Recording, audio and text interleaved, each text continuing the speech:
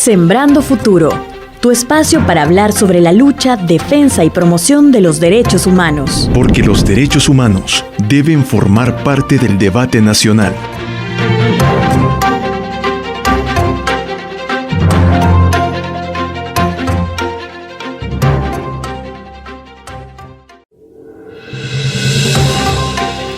Bienvenidos amigos y amigas al episodio número 10 de su podcast. En el episodio anterior contamos con el privilegio de tener en la conducción a Natalia Ponce Rubio.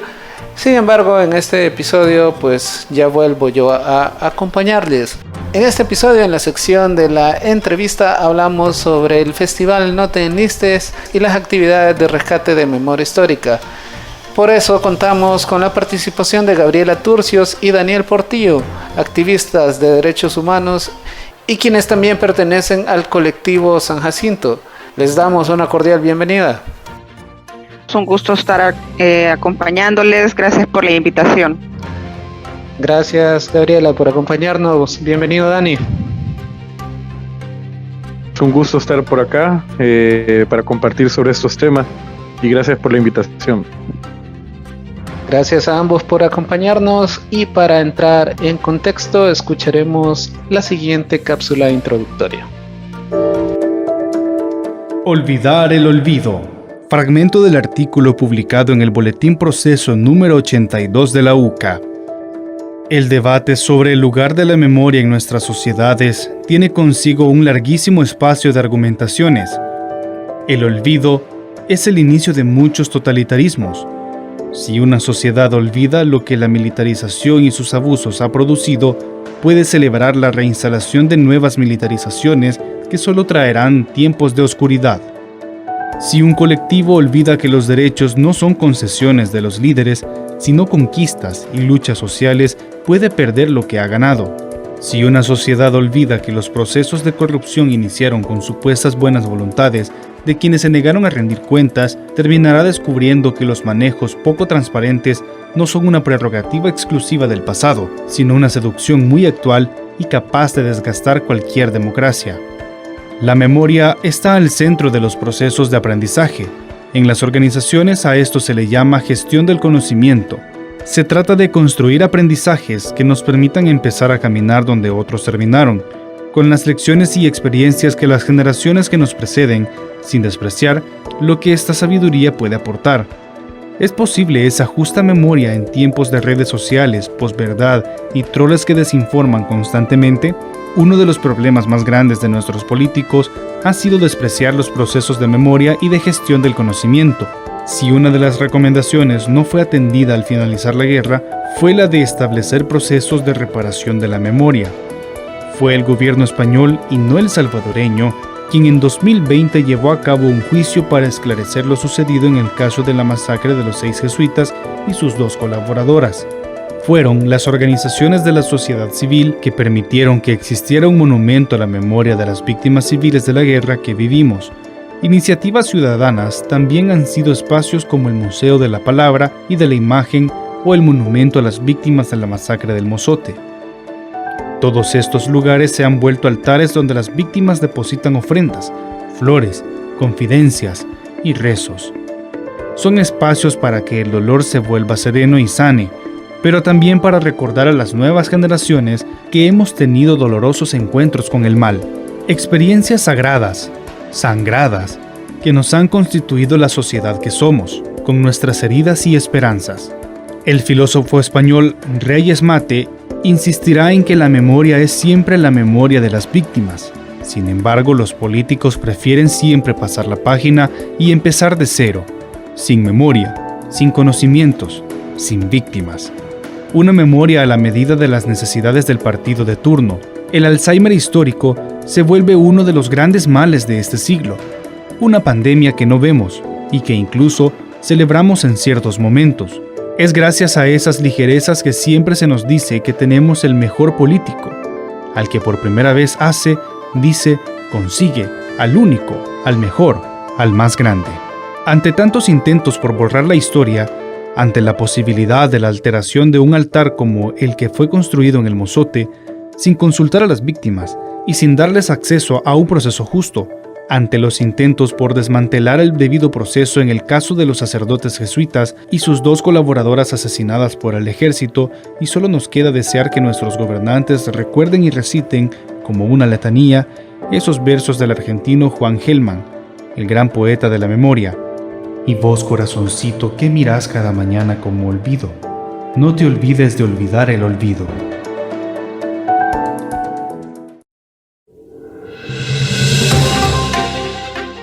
Escuchábamos la cápsula y para iniciar la entrevista quisiera preguntarle, quizás iniciaríamos con Gaby, ¿cómo surge la iniciativa del Festival No Te Enlistes?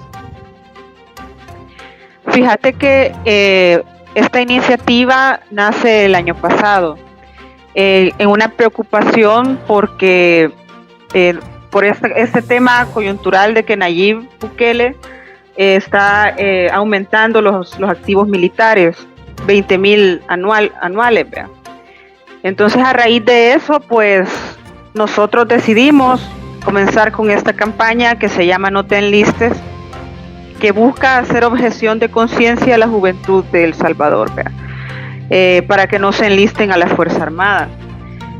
Sabemos también de que es un tema bastante complejo, digamos, por la historia que tenemos en el país referente a la Fuerza Armada, también porque no es sencillo, digamos, hacer este tipo de campañas que digamos busquen que la juventud comprenda o tenga un mejor panorama de lo que implica cambiar la educación, cambiar la conciencia crítica por un fusil.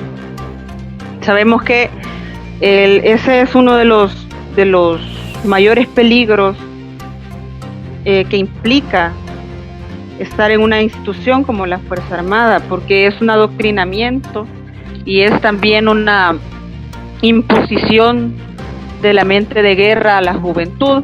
Entonces en esa lógica fue que nosotros decidimos comenzar esta campaña y desde entonces hemos estado haciendo varias actividades, entre esas el festival, que el festival tiene una dinámica de que hay arte involucrado y también hay posicionamientos.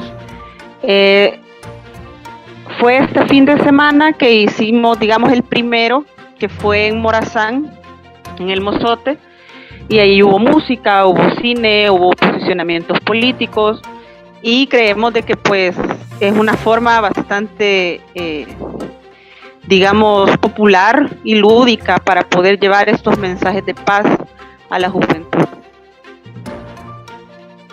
Gracias, Gaby. Y como ya mencionabas, hay actividades que tienen una parte cultural y otras de un posicionamiento político sobre precisamente el aumento de la Fuerza Armada en cuanto a su número de efectivos. ¿Qué otras actividades contemplan como parte del festival, Dani? Bueno, en este caso hoy tuvimos una tribuna pública en el centro de San Salvador, principalmente en las afueras de la cripta de Catedral, en la que mezclamos música con estos posicionamientos políticos desde las juventudes organizadas, pero también de generaciones comprometidas, ¿verdad? Que ya llevan bastantes años en lucha. Principalmente somos parte de una articulación de artistas que firmó un pronunciamiento contra la militarización en julio del 2021, justamente cuando el presidente anunció el aumento paulatino de los elementos de la Fuerza Armada. Principalmente lo que hacemos es como colectivo San Jacinto, audiovisuales, y tenemos una serie de producciones que tienen el alto contenido en derechos humanos y memoria histórica. Entonces, sin embargo, en el tema de las actividades comunitarias, de llegar a conectarnos con las comunidades, es principalmente llevar esta mezcla de música y cine. En el caso de hoy, tuvimos principalmente solo música y los posicionamientos que vienen de diversas partes, ¿verdad? Pues la idea de haber empezado el fin de semana en el Mozote, conociendo de primera mano con la comunidad y las organizaciones locales el preocupante suceso, ¿verdad?, que ha sido provocado por la Dirección de Obras Municipales y su director Álvaro Obirne, por orden del presidente, de destruir los espacios de memoria y también la plaza. O sea, ahí es bien complejo porque la población de la localidad nos compartía bastante información de que ahí están enterrados y enterradas, ¿verdad?, de las víctimas de la masacre, y en este caso construir encima de eso es prácticamente pasar por encima de una tierra sagrada, ¿verdad?, que todos y todas desde pequeños escuchábamos esta historia lamentable del Mozote, y yo creo que al crecer como generaciones comprometidas con los derechos humanos, vimos a bien apoyar a la comunidad, que ha tenido una serie de actividades alrededor de este tema desde que empezó la coyuntura de la destrucción, y ya hemos podido constatar de que se ha destruido lo que es la casa comunal, la concha acústica, la plaza principal, que está siendo intervenida. También le han quitado el techo a la iglesia, y las obras están de alguna manera amenazando también el jardín de niños, que es donde está enterrada la parte de las víctimas de la niñez, y también la tumba de Rufina Maya. Entonces es un tema bien complejo, en el que la única apertura, digamos, para estos temas y para que de una manera se comprenda bien el mensaje es a través de esto, del arte. También hubo una ofrenda simbólica en el tema de un pequeño altar, con la articulación que llevamos con varias organizaciones. En este caso ha sido Salvoreños Construyendo Memoria, también el colectivo Derechos Humanos Herbert Anaya Sanabria. También hemos estado con los comités de madres, y también la Asociación Promotora de Derechos Humanos del Mozote y lugares aledaños, que es, digamos, como la que tiene varios territorios alrededor del Mozote, incluido el Mozote. Alrededor también está Jocote Amarillo, Cerro Pando, La Joya, y hay varios por ahí. Entonces esa fue la propuesta de música y arte y cine, y también este tipo de cuestiones simbólicas, las cuales nos han hecho también ir pensando en visitar otros espacios comunitarios en todo el país. Estamos pensando realizarlo también en por ejemplo, Chalatenango, ir a visitar tal vez San Vicente, algunas partes acá del área metropolitana de San Salvador, y por ahí está la idea, ¿verdad?, llevar este tipo de propuestas conectadas con el arte y también el tema de los derechos humanos, para que las juventudes valoren, ¿verdad?, de alguna manera, que enlistarse a la Fuerza Armada en este momento en el que la juventud carece de un montón de derechos, no es una buena idea, ¿verdad? Entonces por ahí es la idea, ¿verdad? Gracias, Dani. Gabriela, justo Dani mencionaba algo que les quería preguntar, y era que si pensaban realizar más actividades como parte del festival, o a lo mejor realizar otras ediciones del festival. Ya mencionaba Dani que quieren llevar este festival a otros departamentos del país, pero ¿qué se necesita para ello? Fíjate que sí, justamente queremos llevarlo a otros lugares, digamos, un poco descentralizar las actividades que suceden solo en San Salvador, y de alguna manera también que nos acerquemos como juventud entre San Salvador, Chalatenango, Morazán, y hagamos intercambios artísticos, intercambios políticos, ¿vea? Porque es una necesidad ya de quizás incluso cambiar, de que siempre las actividades se hagan acá, ¿vea?, en la capital. Y en ese sentido, pues básicamente lo que necesitamos para seguir replicando esto es una articulación con organizaciones que estén en los territorios y la juventud que quiera apoyar, ¿verdad? Eso es, y ya eso básicamente se arma solo, porque en el caso del Mozote que fuimos, esa actividad salió súper rápido, porque la coyuntura lo demandaba también, ¿verdad?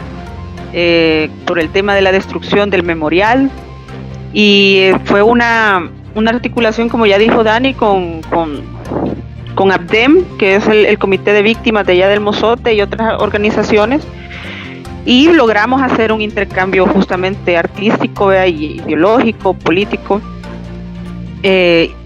totalmente pacífico, ¿verdad? Y creo que eso es básicamente lo que hace que se construyan estos espacios, que la gente, pues, que la juventud quiera participar y que podamos tener una articulación en los territorios, porque por lo menos ahorita hay una gran preocupación también por el tema de las reducciones y los aumentos que ha hecho el gobierno, porque en el caso de las FAES, para el 2022, solo para el 2022 hubo un aumento de 111 millones de dólares. O sea, y la UE, lejos de aumentar, se reduce, pues, creo que son 12 millones de dólares los que se han reducido de la U.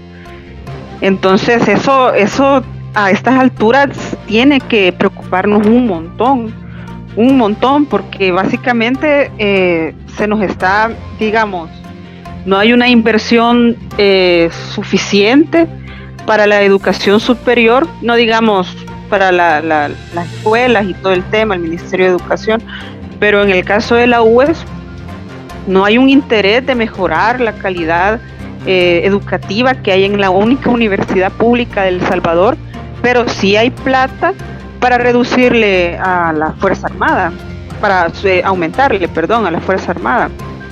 Entonces eso es un mensaje claro de que quieren de que nosotros como juventud pongamos en el cuerpo para aportar un fusil, y quizás en algún momento, cuando esto ya no se aguante más, que esos fusiles sean apuntados a la gente otra vez, porque la Fuerza Armada, esa es su principal función, pues, proteger el Estado de las cosas, ¿verdad? Como el orden de las cosas.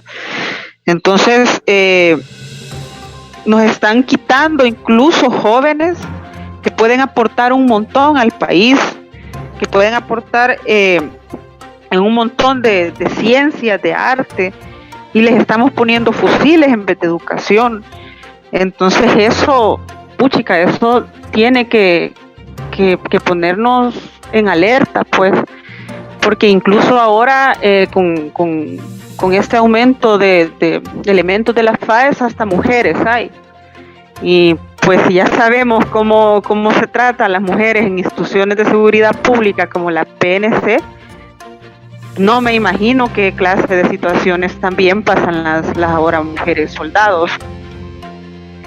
Entonces, por eso nos importa mucho poder seguir replicando este festival, que digamos que es la puesta en físico, ¿vea? Del No Te Enlistes, porque también lo llevamos en redes sociales.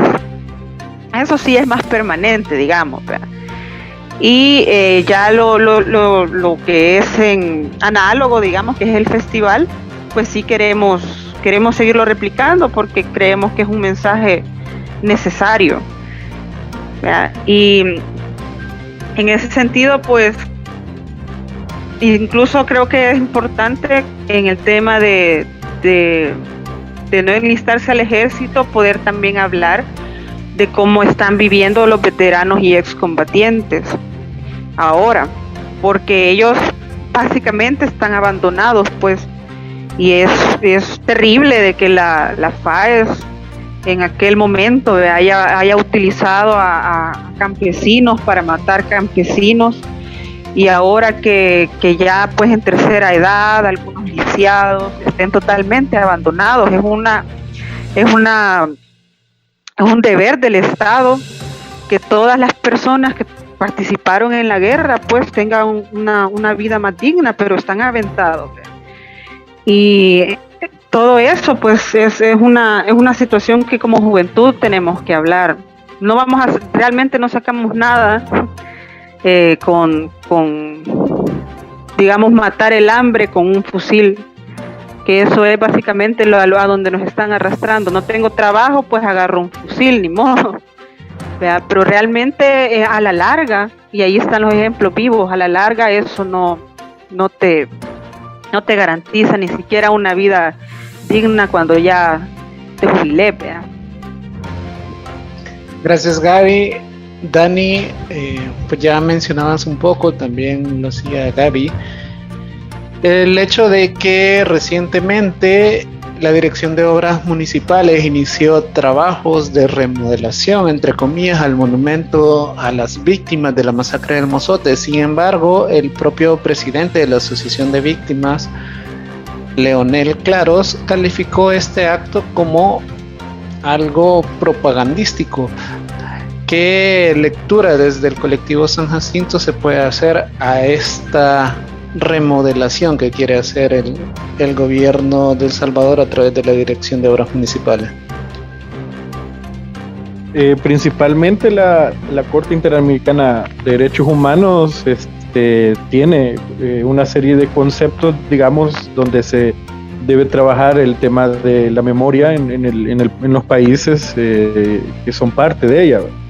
En este caso, también las organizaciones de víctimas a nivel de América Latina han posicionado 4 temas en concreto, que es la verdad, la justicia, la reparación y las medidas de no repetición. Este tipo de esfuerzos no solo tienen que hacerlo las organizaciones de derechos humanos, lo tienen que hacer los estados. ¿Por qué? Porque tienen la capacidad presupuestaria, tienen el deber también de realizar estas temáticas. Sin embargo, vemos cómo el gobierno actual ha interpretado de una manera proselitista estas medidas y ha hecho una serie de cuestiones bien cosméticas y contradiciendo también a las víctimas. En este caso, las obras que se empezaron y que continúan al día de hoy no han sido consultadas por la población del Mozote y lugares aledaños. Estas obras, primero las que han sido destruidas han sido gestionadas por la misma comunidad, a través de una serie de esfuerzos internacionales también, a través de donaciones, de diseños, también de procesos para intentar resolver el tema del trauma. Entonces, todas estas cuestiones no van a reparar el sentido o la necesidad, digamos, de justicia y la ofensa que ocurrió en diciembre del 81. Estas obras lo que vienen a hacer es eso mismo, proselitismo, porque ha impedido el acceso a los archivos militares. Ha bloqueado y también quitó al juez que llevaba el caso del Mozote y aledaños. También pretende hacer creer a las juventudes, a las nuevas generaciones, 2 conceptos bien fundamentales que dijo en la toma de posesión cuando dice que la posguerra terminó, cuando llegó al Mozote y dijo que los acuerdos de paz fueron una farsa.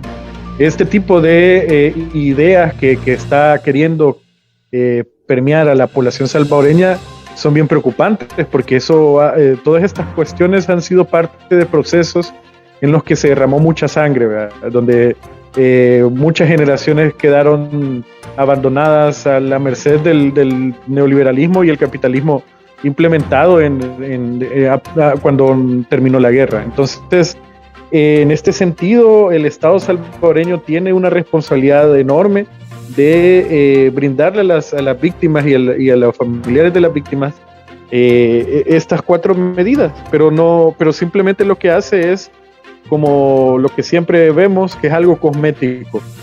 Ahora con la recién creada en diciembre Dirección de Obras Municipales, se ha quitado prácticamente los accesos al presupuesto general de la nación que tenían las municipalidades en un montón de proyectos que estaban dentro del FODES, y ahora centralizarlo. O sea, la idea era descentralizar el Estado y sus instituciones, pero ahora lo que hace es centralizarlo. O sea, es una involución del mismo modelo de Estado que se tenía, en el que las municipalidades ahora y las comunidades tienen que solicitarle al presidente qué tipo de obras necesitan, y ahí el presidente va a decidir si lo hace o no a través de su director.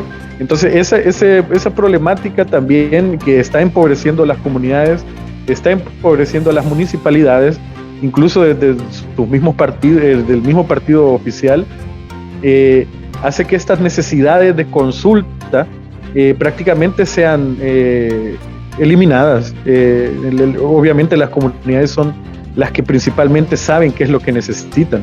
Han dicho de que va a haber una inversión de 28 millones en el Mozote, pero no solamente es el Mozote, son varios lugares aledaños donde se sufrió la masacre.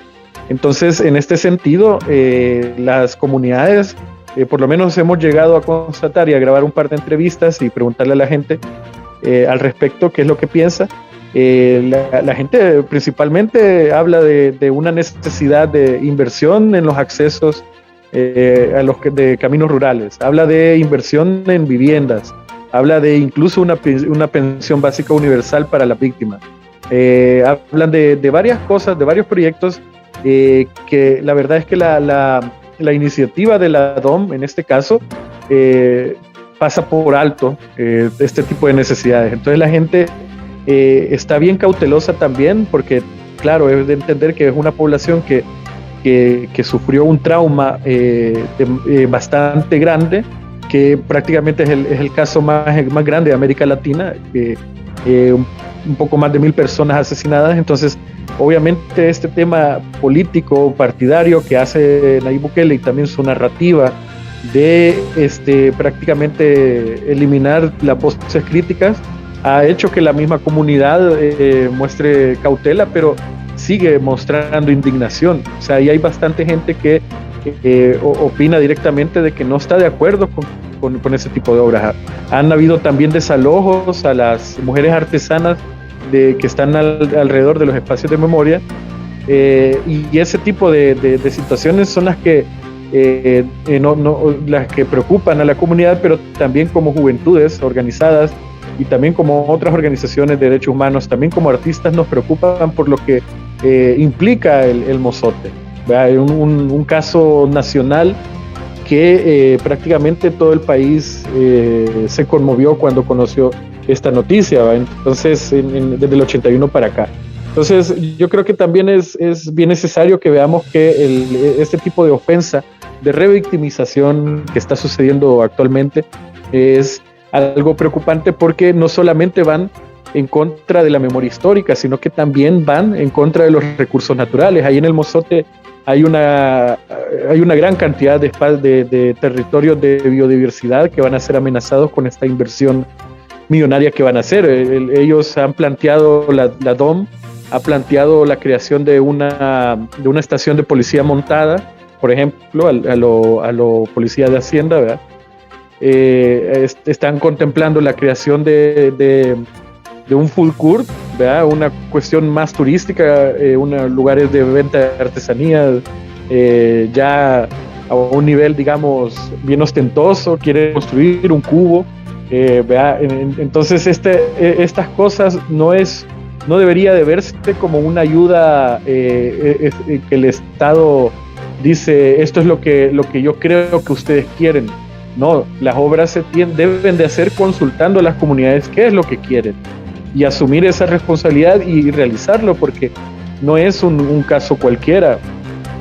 Pero aún así, viendo, digamos, la inversión que el gobierno quiere hacer en varios lugares del oriente del país, donde la biodiversidad está ahí en esos territorios, y las comunidades que también están enlazadas con esta biodiversidad, va a sufrir los embates de esta destrucción de varios espacios. Entonces, pasando por encima del tema de la memoria histórica, pasando por encima del medio ambiente y pasando por encima de los derechos de las comunidades, es algo que es bien preocupante en este caso, porque es una problemática de territorios. Entonces, Esto puede ser en el Mozote ahora, ¿verdad? Pero después puede ser el río Zumpul, después puede ser el Junquillo, el Calabozo, en todos los lugares donde hay espacios de memoria y donde han habido casos de lesa humanidad en el conflicto, y que también ahora estamos viviendo este caso de las fosas clandestinas,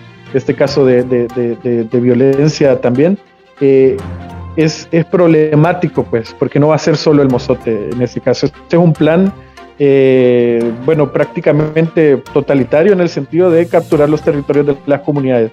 Y aparte de eso, vienen los desplazamientos forzados, no solamente de la violencia, sino también el cambio climático. Entonces, por ahí la problemática se nos pone cada vez más compleja, y también necesitamos decirle a la juventud qué es lo que está sucediendo. En julio del 2021, Bukele lanzó la cuarta fase del Plan Control Territorial. En ese lanzamiento anunció sus planes de duplicar el número de efectivos militares en un periodo de 5 años. Actualmente decía que hay 20.000 efectivos militares y lo quiere, pues, hacer llegar a 40.000. ¿Qué representa esto para la sociedad salvadoreña? Ya mencionabas tú el hecho de cortarle oportunidades, por ejemplo, de educación a las juventudes, como no tengo trabajo, no tengo para ir a la universidad o algo similar, entonces mejor me enlisto. Entonces, quizás preguntarte por ese sentido, ¿cómo afecta esto a la sociedad? Bueno, yo creo que aparte de digamos, instrumentalizar a la juventud, porque eso es un ejército, para eso sirve, para instrumentalizar, utilizar el cuerpo y la salud mental de la juventud para fines de proteger los intereses de la clase dominante, del capital. Creo que también es un Bukele lo que hace, y lo que está haciendo ya, es limpiarle la cara a una institución, porque hay que decirlo, una institución asesina e impune como es la FAES. Creo que un cambio, si él hablara, por ejemplo, de que el periodo de la posguerra se terminó, que no sé qué, si de verdad eso fuera así, pues por lo menos esperaríamos los archivos militares, ¿verdad? Que entregara los archivos militares. Y ahorita él, pues igual que los gobiernos anteriores del FMLN, obviamente de Arena también, no quisieron y no van a querer entregar esos archivos, porque no les conviene que haya justicia. Son los mismos que ostentan el poder ahorita, los mismos que son responsables de un montón de crímenes de lesa humanidad que sucedieron en la guerra y en en las décadas anteriores. Entonces, creo que uno de los objetivos más fuertes de Bukele es ese, limpiarle la cara a la FAES, que había estado encuartelada, escondida por 30 años. Ahora pues está saliendo de ahí, de los cuarteles, y hasta están manejando buses, ¿verdad? Pero así como están manejando buses, así como están haciendo 1000 cosas, cortando cocos, pues así cuando nosotros como sociedad, como pueblo, ya no aguantemos la crisis, así ellos van otra vez a hacer lo que les corresponde, ¿verdad? Y esto lo decimos no, digamos, con el afán de señalar de forma personal a un soldado, sino que es a la institución de la Fuerza Armada.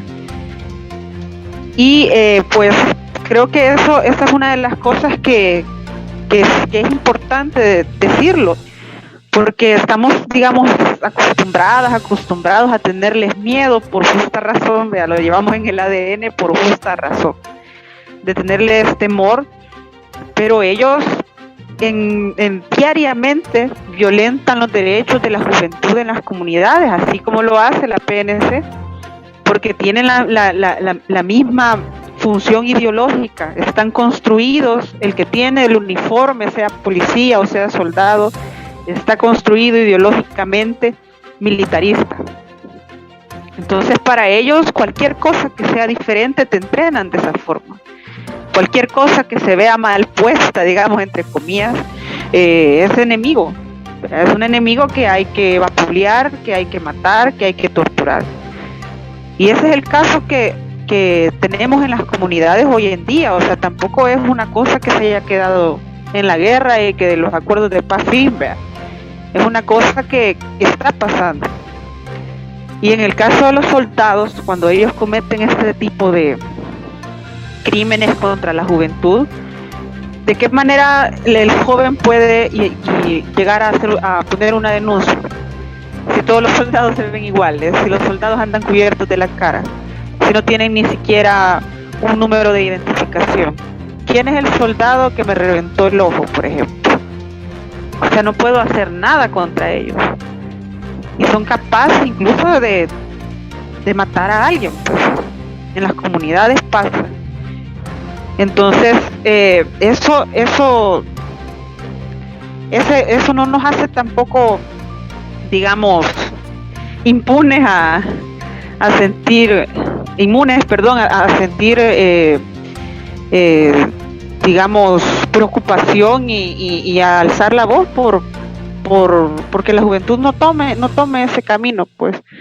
Porque si de plano nosotras vemos de que estudiar cada vez es más difícil, que trabajar es cada vez más difícil, que de pronto no toca más que lo de siempre, que es migrar, pues entonces tenemos que empezar a pensar de qué manera exigimos lo que nos pertenece como sociedad, como pueblo salvadoreño. Porque ese es el futuro que le vamos a dejar a la niñez que está ahorita.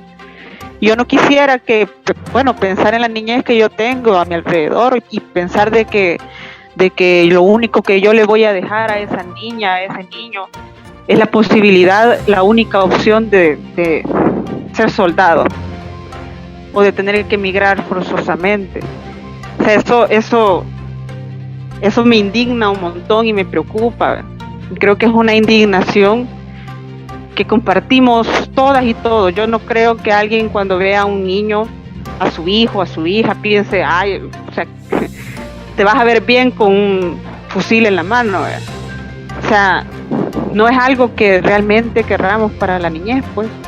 Entonces creo que esa indignación es la que nos mueve y la que de alguna manera no nos hace perder el miedo, porque, como decía antes, es contra una institución impune y asesina, pero es justamente por el sueño de darle un mejor futuro, pues, a la niñez. Y por eso es que esta campaña de No te enlistes queremos que sea replicada por cualquiera que quiera. Esta campaña no tiene el logo del colectivo San Jacinto, no queremos que nos pertenezca, sino que sea cualquiera de donde sea que quiera hablar de esto, que quiera hacer algo, que se tome la idea, la campaña y pueda hablar por la no militarización. Entonces, pues a cualquier persona que quiera utilizarla es completamente libre, no tiene ni siquiera que preguntar. Queremos que sea completamente libre y que no tengamos ni siquiera que tener que ver en algo que se quiera hacer en cuanto a esta iniciativa. Dani, también retomando un poco temas que ya hemos ido abordando, otro de los agravios perpetrados por Bukele fue cuando en el 2020, en el marco de la conmemoración de la masacre del Mozote, dijo en su discurso que los acuerdos de paz son una burla y que además aseguraba que él los mancillaba, puesto que solamente el discurso de siempre, que se había utilizado a las víctimas para enriquecerse los partidos políticos que estaban en el poder. Pero ¿cuál crees que sea el impacto que este tipo de declaraciones trae a los habitantes, en este caso específico del Mozote, que fue donde se realizaron estas declaraciones, y el resto de la sociedad? Principalmente es un reseteo del imaginario colectivo del país y su propia identidad, hacia cambiarle el rostro a lo que es la Fuerza Armada. a decir de que olvidemos el pasado y que hagamos otras cosas, ¿verdad? En este sentido creo que lo preocupante es una cuestión, digamos, un manejo ideológico por parte de él de no sentirnos que venimos de una historia de profunda represión, de profunda opresión. Entonces decirlo en el mozote es tan simbólico, de una manera sádica, ¿verdad? Viniendo de un presidente, viniendo de lo que se supone que es un jefe de Estado, que deberíamos de creer en él, en algún aspecto, digamos, político. Es una preocupación bien profunda lo que él hizo ahí, porque no es cualquier lugar. Claro, sin quitarle la importancia de los otros lugares donde han habido masacres o donde han habido situaciones de violencia perpetradas por el Estado o grupos criminales. Esto es una ofensa que la verdad no tiene nombre, ¿verdad? Yo lo único que podría decir es eso, sadismo de parte del presidente. Yo creo que aparte de eso, la Fuerza Armada en el conflicto, por ejemplo, tenía alrededor grupos, organismos de seguridad, como por ejemplo Orden, ya que era un grupo paramilitar, lo mismo los Escuadrones de la Muerte.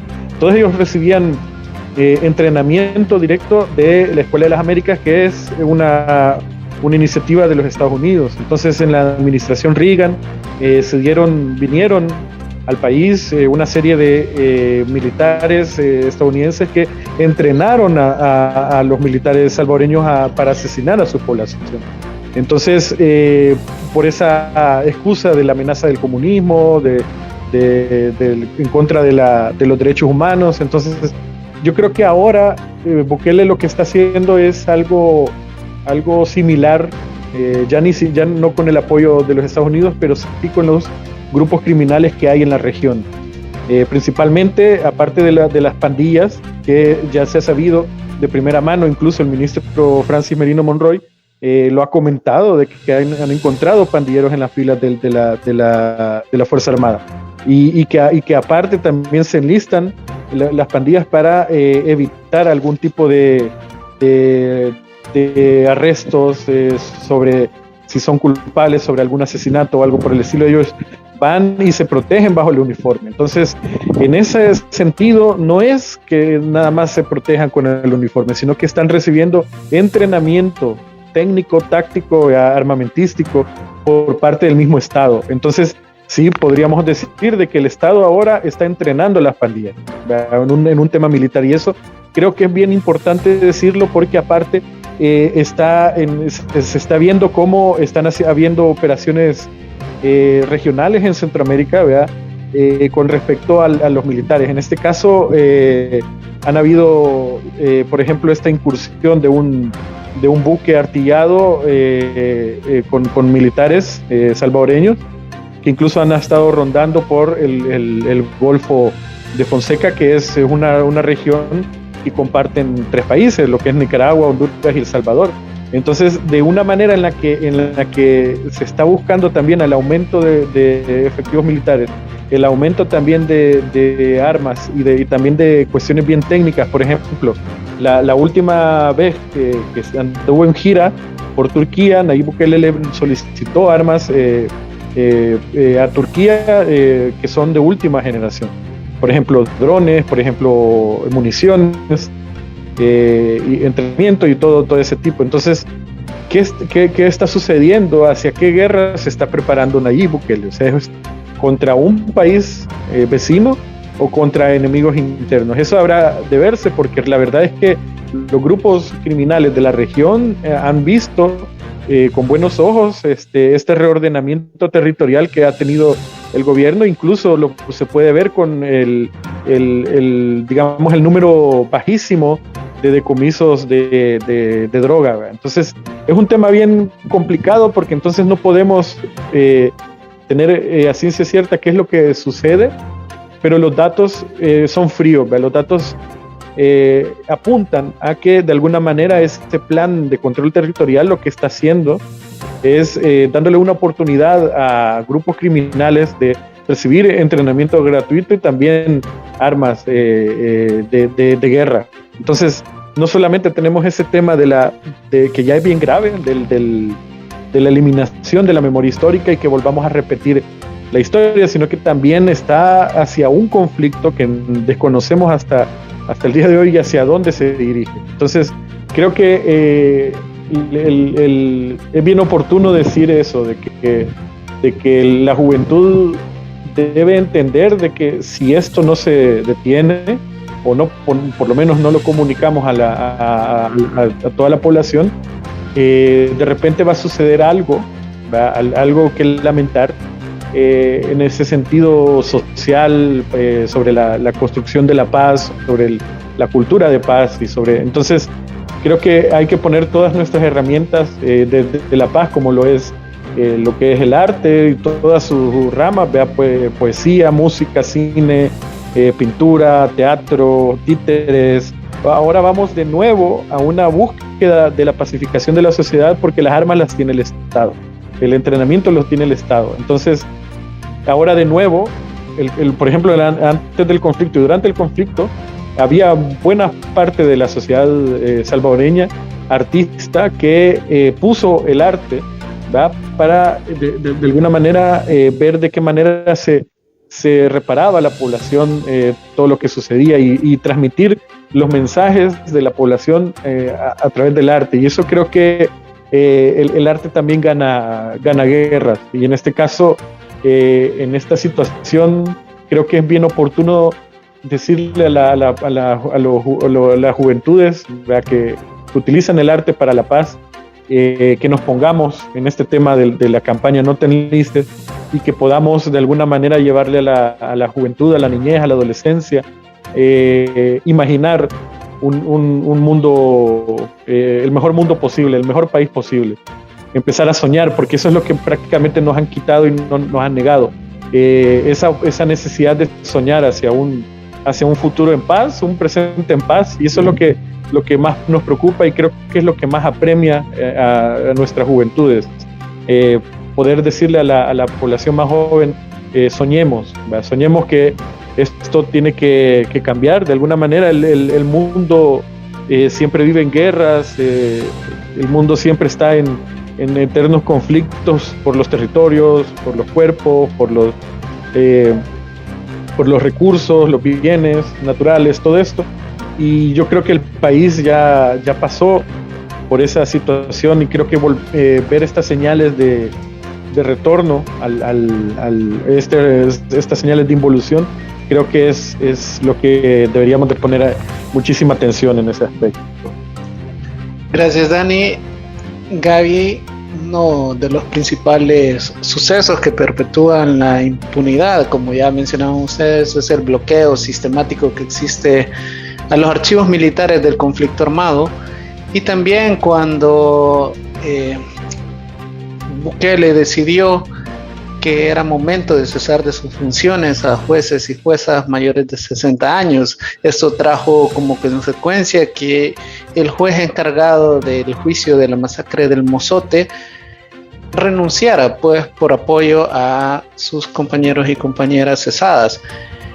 ¿Cómo afectan estas acciones gubernamentales al acceso a la justicia, a la verdad y a la reparación integral de las víctimas del conflicto armado, y en específico a las del Mozote?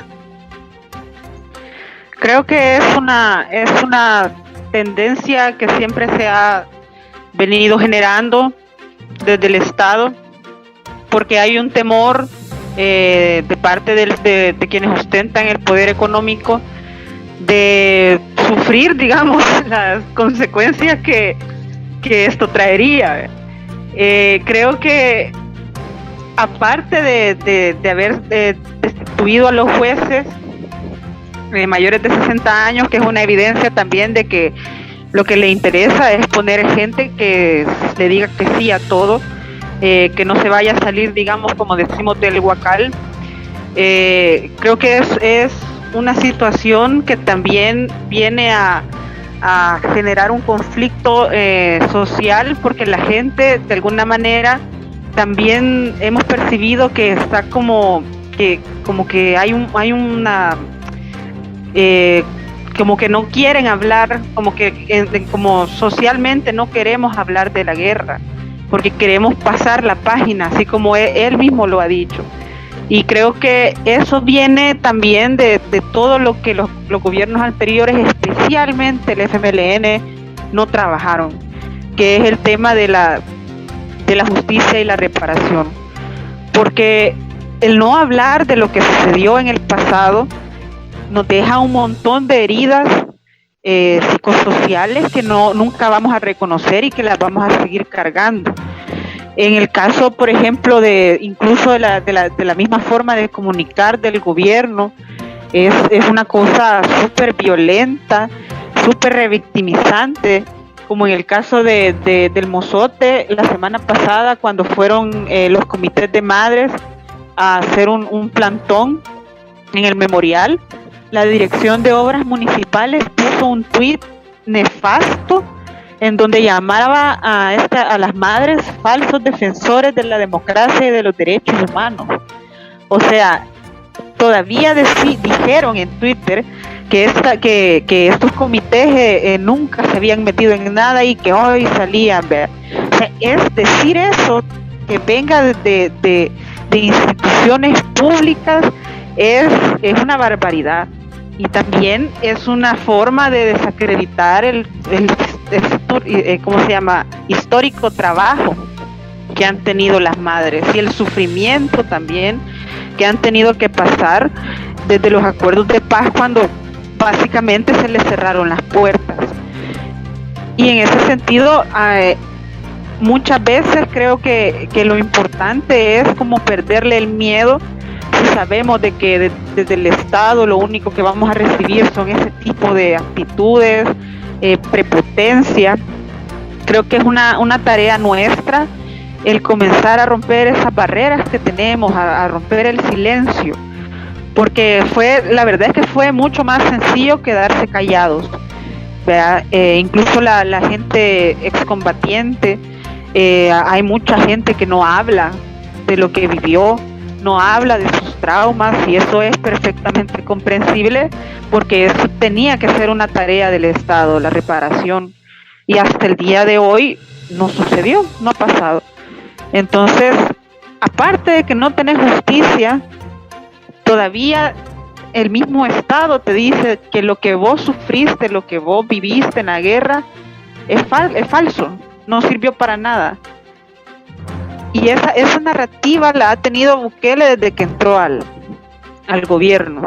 Reducir de esa forma tan mediocre, de que esa fue una guerra entre el frente, entre la cúpula del frente y Arena. Y así quedó. Y esas ideas se replican en la población también por un tema de hartazgo, también por un tema de que obviamente la gente nos hemos sentido traicionados especialmente por el partido FMLN, ¿verdad? Cuando llegaron al poder.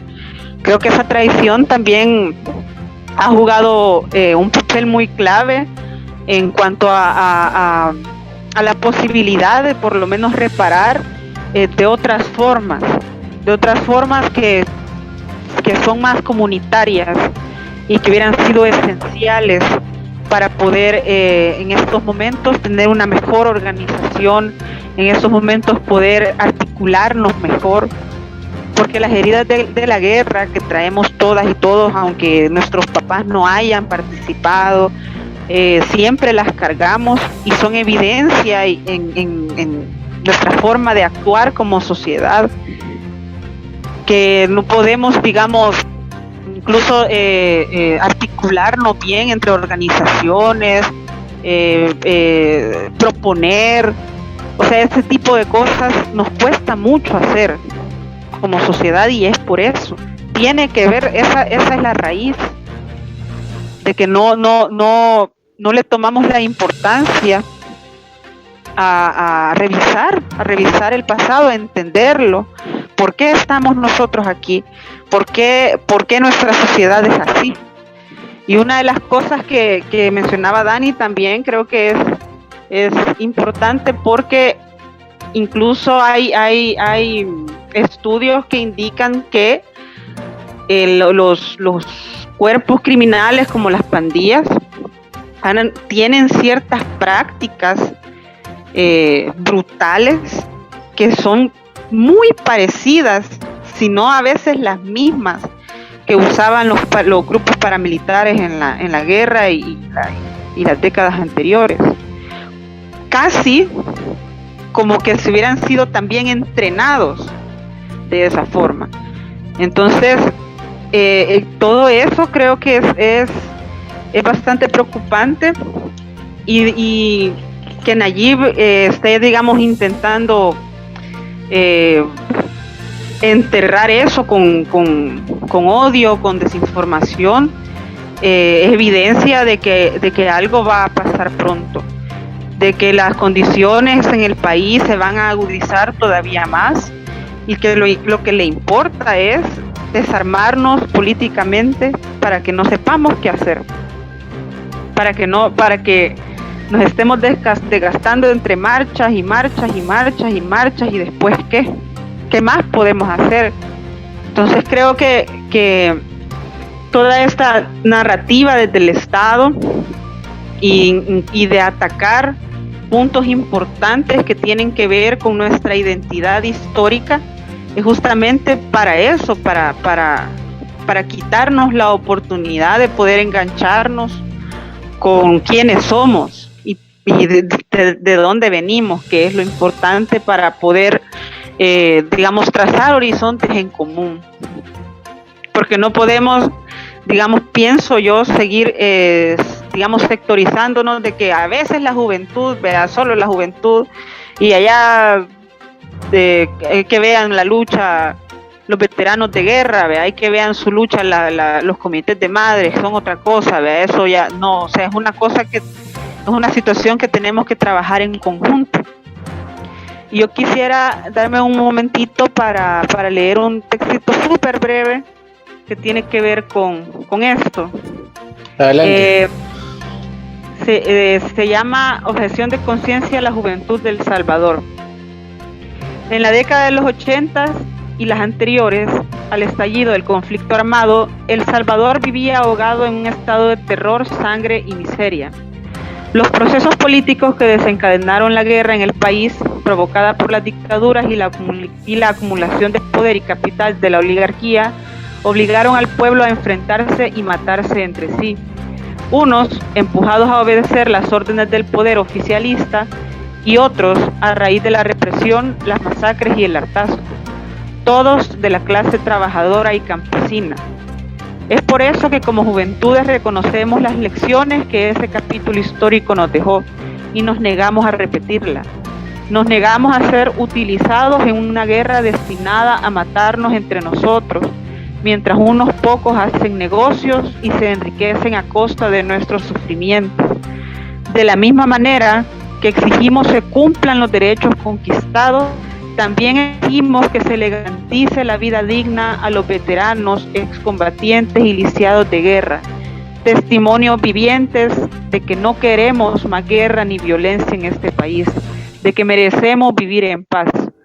Sin embargo, la deuda que el Estado ha tenido con ellos desde los acuerdos de paz en todos los aspectos de la vida no nos va a permitir alcanzar la sociedad que soñamos.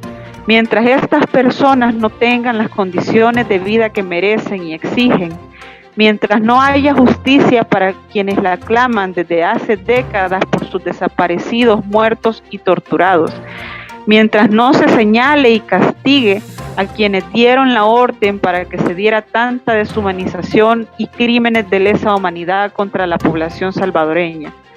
Es por eso que en este 2022 decimos no a la militarización, no más juventudes con armas de guerra.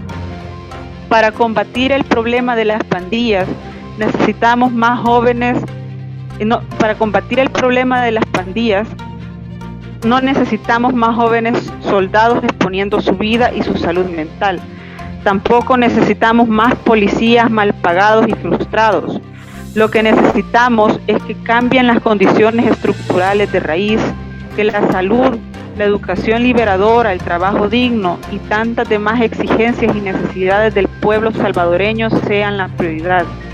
A vos, joven, que estás considerando enlistarte al ejército, date cuenta que si el Estado salvadoreño no garantizó mejores condiciones de vida a los veteranos y excombatientes, mucho menos te la van a asegurar a vos. Tan solo te quieren como carne de cañón para sus intereses. Ese es un parte de los textos que tenemos desde la campaña, y pues básicamente resume nuestro posicionamiento frente a la militarización. Realmente quiero agradecerles por haber tenido esta conversación tan profunda acerca de la militarización que está viviendo actualmente el país y cómo hacer desde los colectivos de memoria histórica, de juventudes y desde también los colectivos y organizaciones de derechos humanos para tratar de hacer la lucha contra ello. No me queda más que agradecerte, Gaby, por habernos acompañado. Muchas gracias a ustedes por la invitación. Esperamos volver pronto. Muchas gracias también a ti, Dani. Gracias, igual ahí estaremos pendientes a las invitaciones futuras y creo que agradecer el espacio tan importante que tiene el IDUCA. Ahora damos paso a la sección en la que conocemos la situación de los derechos humanos alrededor del mundo, gracias al Servicio de Noticias de Naciones Unidas. Esto es la ONU en minutos. Un saludo de Beatriz Barral. The result of the vote is as follows. In favor, 140. Against, 5. Abstention, 38. La Asamblea General ha aprobado la resolución que exige el cese inmediato de las hostilidades por parte de Rusia contra Ucrania y ha rechazado someter a votación la propuesta alternativa promovida por Sudáfrica y que no mencionaba a Rusia. La resolución promovida por Francia y México y que contaba con el respaldo de Ucrania, la Unión Europea y Estados Unidos, entre otros países, obtuvo 140 votos a favor, 5 en contra y 38 abstenciones. El texto pide además proteger a los civiles y los objetivos civiles, que se les deje abandonar las zonas en conflicto con seguridad y que se permita el acceso de las organizaciones y la ayuda humanitaria. Existía una segunda propuesta de resolución promovida por Sudáfrica que no hacía mención al papel de Rusia en la guerra. La Asamblea rechazó considerar este texto y finalmente no se sometió a votación. Otro tercer borrador elaborado por Rusia fue rechazado este miércoles en el Consejo de Seguridad, donde solo contó con los votos a favor de la propia Rusia y de China, mientras que los otros 13 países se abstuvieron. Un mes de guerra en Ucrania ha provocado el desplazamiento de 4.300.000 niños, más de la mitad de todos los que hay en el país. Esto incluye a más de 1.800.000 niños que han cruzado a los países vecinos como refugiados y 2,5 millones que ahora están desplazados internamente dentro de Ucrania.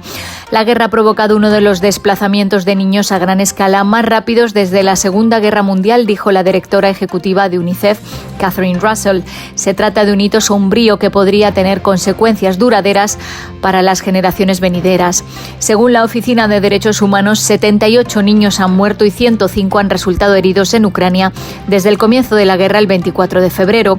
Sin embargo, estas cifras solo representan los informes que la ONU ha podido confirmar y es probable que el número real sea mucho mayor. La Organización Mundial de la Salud ha verificado 64 ataques a la asistencia sanitaria en 25 días, que causaron 15 muertos y 37 heridos. Son 2 o 3 ataques al día. La OMS condena estos ataques en los términos más enérgicos posibles. El órgano de Comercio y Desarrollo de la ONU revisa a la baja su proyección de crecimiento económico mundial para 2022 del 3,6% al 2,6% debido a la guerra en Ucrania y a los cambios en las políticas macroeconómicas de los últimos meses. Rusia experimentará una profunda recesión este año y se espera una desaceleración significativa del crecimiento en partes de Europa Occidental y en Asia Central, del sur y del sudeste. Los efectos económicos de la guerra de Ucrania agravarán la ralentización de la economía mundial y debilitarán la recuperación que se esperaba en la pospandemia, dijo la secretaria general de la UNCTAD, Rebecca Greenspan. Muchos países en desarrollo han luchado por ganar tracción al salir de la recesión del COVID-19 y ahora se enfrentan a fuertes vientos en contra por la guerra. Independientemente de que esto provoque o no disturbios, dijo Greenspan, la ansiedad social ya se empieza a sentir. Para América Latina se reduce la previsión de crecimiento del 2,9 al 1,8%. El informe asegura que el panorama es mixto. Aunque las cifras de crecimiento disminuirán sustancialmente, los exportadores de fuentes de energía y materias primas verán fuertes compensaciones. Y la Agencia de la ONU para los Refugiados y la Unión Europea presentaron una película interactiva en 360 grados que cuenta la historia de una joven venezolana que huyó de su país. Soy Ariana y tengo 18 años. Soy venezolana. Me vine para Ecuador a encontrarme con mi hermana que vive aquí hace unos 3 años. Me salí de Venezuela para poder graduarme del colegio y entrar a la universidad. La situación en mi país está muy difícil. Y apenas vi el chance de irme, lo hice, porque mi sueño es ser doctora. Y yo sé que en Venezuela no lo voy a lograr. En Del Otro Lado, los espectadores tomarán junto a Ariadna 3 decisiones clave que marcarán su futuro. Mi hermana me ayudó con algo de dinero para el viaje. Me atravesé media Venezuela y toda Colombia.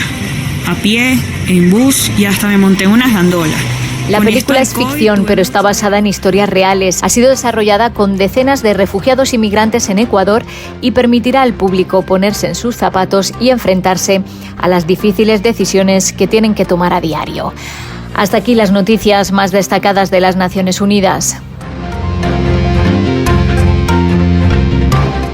Y así terminamos el episodio número 10 de su podcast. Recordarles que pueden seguirnos en todas las redes sociales como @iduca y también escuchar este podcast en Spotify y en YouTube. Además de invitarles a que le den like y que nos dejen sus comentarios en este episodio. Nos escuchamos la semana que viene. Reflexionar, convertir en cultura nuestra memoria del pasado, resulta indispensable para una cultura de paz. El Instituto de Derechos Humanos de la UCA presentó Sembrando Futuro.